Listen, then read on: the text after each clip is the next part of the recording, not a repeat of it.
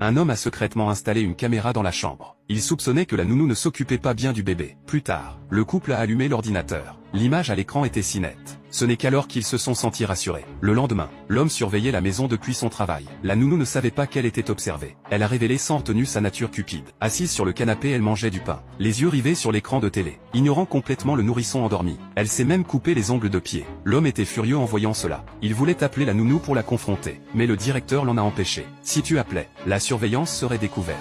L'homme s'est calmé, il a changé l'angle de la caméra vers la chambre. Voyant son fils toujours profondément endormi, il s'est senti un peu plus tranquille. Il s'est remis au travail. Mais à ce moment-là, le téléphone de la nounou a soudain sonné. L'appel l'a réveillé. Il s'avérait que quelqu'un voulait l'embaucher à l'heure. $50 de l'heure. En entendant ce tarif élevé, elle a accepté sans hésiter. Elle s'est dirigée discrètement vers la chambre, a jeté un œil à l'enfant endormi, puis est sortie sur la pointe des pieds. Elle craignait de réveiller le petit, et de rater cette occasion de gagner de l'argent. Avant de partir, elle a fini le lait restant, puis a nettoyé les déchets de son repas et est partie. Mais après le départ de la nounou, l'enfant s'est soudain réveillé, debout dans son berceau hurlant à plein poumon. À ce moment-là, l'homme a terminé sa réunion. C'est alors qu'il a pu vérifier la caméra. Il a vu son fils pleurer désespérément dans le berceau, tandis que la nounou était introuvable. Il était extrêmement anxieux. Il a immédiatement appelé Lisa. En apprenant cela, Lisa était aussi très inquiète. Elle s'est empressée d'appeler la nounou, mais le téléphone de la nounou était déjà éteint. Elle a donc dit à son mari que le téléphone était coupé. L'homme s'est levé aussitôt pour rentrer, mais sa voiture s'est fait emboutir en route. Il ne pouvait plus rentrer maintenant.